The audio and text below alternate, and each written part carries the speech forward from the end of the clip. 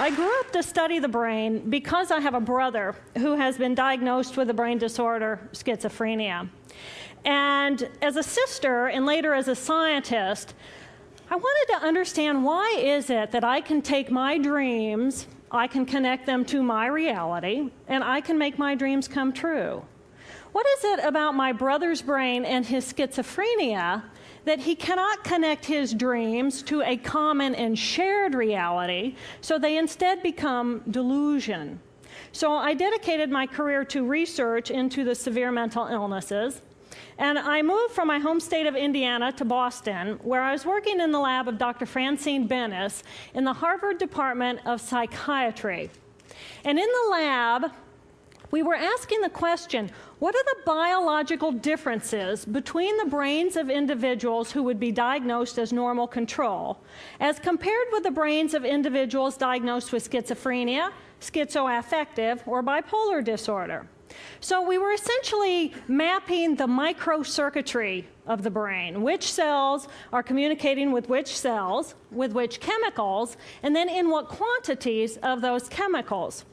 So there was a lot of meaning in my life because I was performing this type of research during the day. But then in the evenings and on the weekends, I traveled as an advocate for NAMI, the National Alliance on Mental Illness. But on the morning of December 10, 1996, I woke up to discover that I had a brain disorder of my own. A blood vessel exploded in the left half of my brain. And in the course of 4 hours, I watched my brain completely deteriorate in its ability to process all information. On the morning of the hemorrhage, I could not walk, talk, read, write, or recall any of my life.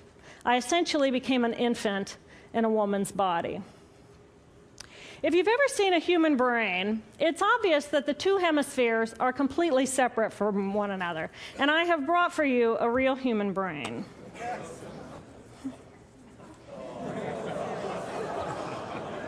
Thank you. So this is a real human brain. This is the front of the brain, the back of the brain with the spinal cord hanging down. And this is how it would be positioned inside of my head. And when you look at the brain, it's obvious that the two cerebral cortices are completely separate from one another. For those of you who understand computers, our right hemisphere functions like a parallel processor, while our left hemisphere functions like a serial processor. The two hemispheres do communicate with one another through the corpus callosum, which is made up of some 300 million axonal fibers. But other than that, the two hemispheres are completely separate. Because they process information differently, each of our hemispheres think about different things, they care about different things, and dare I say, they have very different personalities. Excuse me. Thank you. It's been a joy. Our right human hemisphere is all about this present moment. It's all about right here, right now. Our right hemisphere, it thinks in pictures, and it learns kinesthetically through the movement of our bodies. Information in the form of energy streams in simultaneously through all of our sensory systems, and then it explodes into this enormous collage of what this present moment looks like, what this present moment smells like and tastes like, what it feels like, and what it sounds like. I am an energy being connected to the energy all around me through the consciousness of my right hemisphere. We are energy beings connected to one another through the consciousness of our right hemispheres as one human family. And right here, right now, we are brothers and sisters on this planet, here to make the world a better place. And in this moment, we are perfect, we are whole, and we are beautiful. My left hemisphere, our left hemisphere, is a very different place. Our left hemisphere thinks linearly and methodically. Our left hemisphere is all about the past, and it's all about the future. Our left hemisphere is designed to take that enormous collage of the present moment and start picking out details, and more details about those details. It then categorizes and organizes all that information, associates it with everything in the past we've ever learned, and projects into the future all of our possibilities. And our left hemisphere thinks in language. It's that ongoing brain chatter that connects me and my internal world to my external world. It's that little voice that says to me, hey, you got to remember to pick up bananas on your way home. I need them in the morning. It's that calculating intelligence that reminds me when I have to do my laundry. But perhaps most important, it's that little voice that says to me, I am. I am. And as soon as my left hemisphere says to me, I am, I become separate. I become a single, solid individual, separate from the energy flow around me and separate from you. And this is the portion of my brain that I lost on the morning of my stroke. On the morning of the stroke, I woke up to a pounding pain behind my left eye. And it was the kind of pain, caustic pain, that you get when you bite into ice cream. And it just gripped me, and then it released me. And then it just gripped me, and then it released me. And it was very unusual for me to ever experience any kind of pain, so I thought, okay, I'll just start my normal routine. So I got up and I jumped onto my cardio glider, which is a full body, full exercise machine. And I'm jamming away on this thing, and I'm realizing that my hands look like primitive claws grasping onto the bar. And I thought, that's very peculiar. And I looked down at my body, and I thought, whoa, I'm a weird-looking thing. And it was as though my consciousness had shifted away from my normal perception of reality, where I'm the person on the machine having the experience, to some esoteric space where I'm witnessing myself having this experience. And it was all very peculiar, and my headache was just getting worse. So I get off the machine, and I'm walking across my living room floor, and I realize that everything inside of my body has slowed way down. And every step is very rigid and very deliberate. There's no fluidity to my pace, and there's this constriction in my area of perception, so I'm just focused on internal systems. And I'm standing in my bathroom getting ready to step into the shower, and I could actually hear the dialogue inside of my body. I heard a little voice saying, okay, you muscles, you got to contract, and you muscles, you relax. And then I lost my balance, and I'm propped up against the wall. And I looked down at my arm, and I realized that I can no longer define the boundaries of my body. I can't define where I begin and where I end, because the atoms and the molecules of my arm blended with the atoms and molecules of the wall.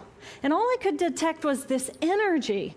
And I'm asking myself, what is wrong with me? What is going on? And in that moment, my brain chatter, my left hemisphere brain chatter, went totally silent. Just like someone took a remote control and pushed the mute button. Total silence. And at first I was shocked to find myself inside of a silent mind. But then I was immediately captivated by the magnificence of the energy around me. And because I could no longer identify the boundaries of my body, I felt enormous and expansive. I felt at one with all the energy that was, and it was beautiful there. And then all of a sudden, my left hemisphere comes back online, and it says to me, hey, we got a problem, we got to get some help. And I'm going, oh, I got a problem.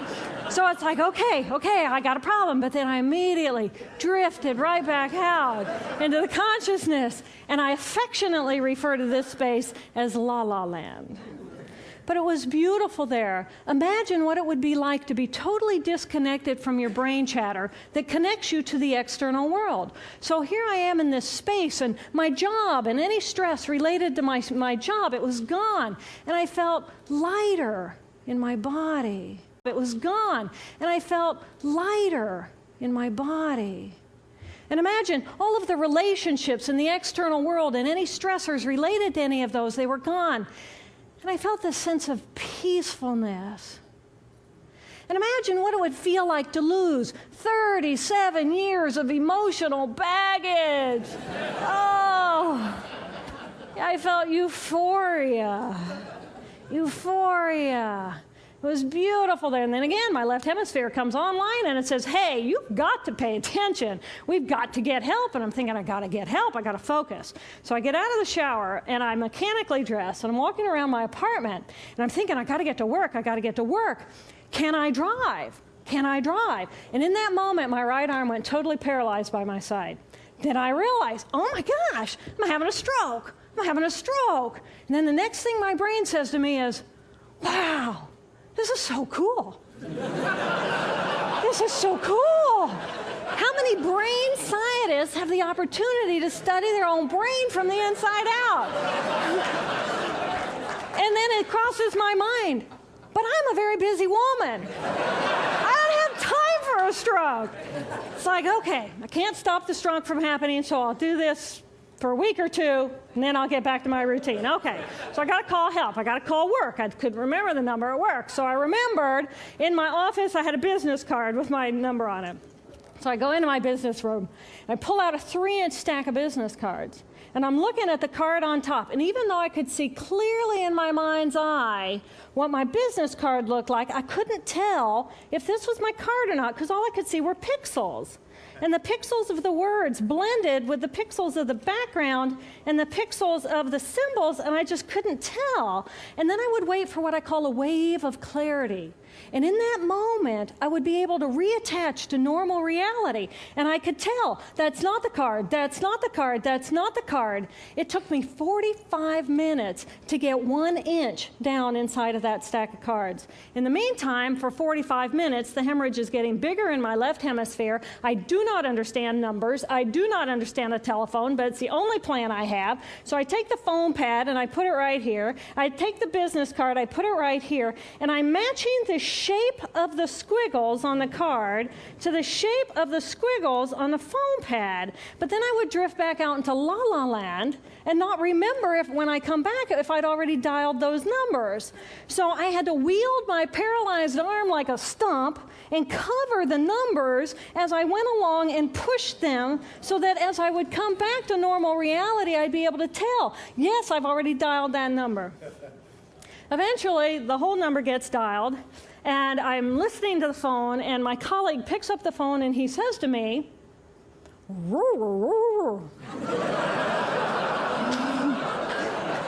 I think to myself, oh my gosh, he sounds like a golden retriever. And so I say to him, clear in my mind, I say to him, this is Jill, I need help. And what comes out of my voice is, and I think, oh my gosh, I sound like a golden retriever. So I didn't know that I couldn't speak or understand language until I tried. So he recognizes that I need help, and he gets me help. And a little while later, I'm riding in an ambulance from one hospital across Boston to Mass General Hospital. And I curl up into a little fetal ball. And just like a balloon with the last bit of air just right out of the balloon, I just felt my energy lift and I felt my spirit surrender. And in that moment, I knew that I was no longer the choreographer of my life. And either the doctors rescue my body and give me a second chance at life, or this was perhaps my moment of transition. When I woke later that afternoon, I was shocked to discover that I was still alive.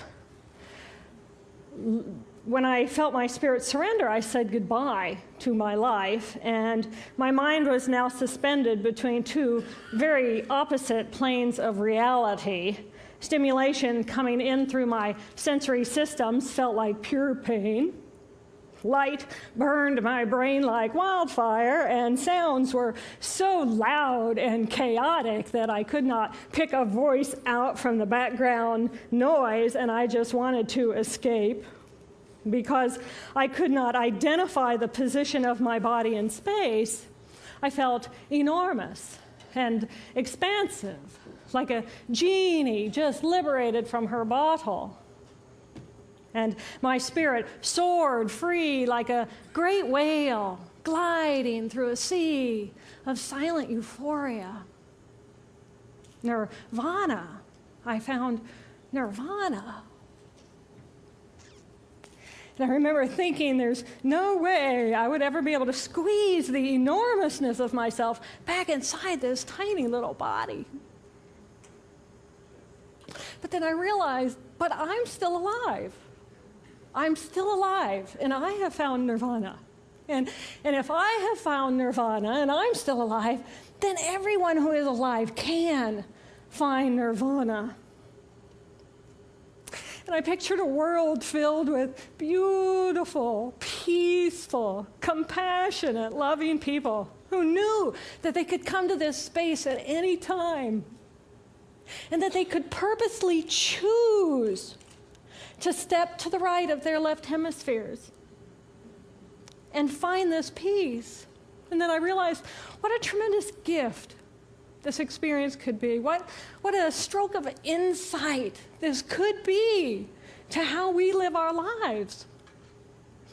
And it motivated me to recover. 2.5 weeks after the hemorrhage, the surgeons went in and they removed a blood clot the size of a golf ball that was pushing on my language centers. Here I am with my mama, who's a true angel in my life. It took me 8 years to completely recover. So, who are we? We are the life force power of the universe with manual dexterity and 2 cognitive minds. And we have the power to choose moment by moment who and how we want to be in the world. Right here, right now, I can step into the consciousness of my right hemisphere where I am the life force power of the universe. I am the life force power of the 50 trillion beautiful molecular geniuses that make up my form, at one with all that is. Or I can choose to step into the consciousness of my left hemisphere, where I become a single individual, a solid, separate from the flow, separate from you. I am Dr. Jill Bolte Taylor, intellectual, neuroanatomist. These are the we inside of me. Which would you choose? Which do you choose? And when? I believe that the more time we spend choosing to run the deep inner peace circuitry of our right hemispheres, the more peace we will project into the world, and the more peaceful our planet will be. And I thought that was an idea worth spreading.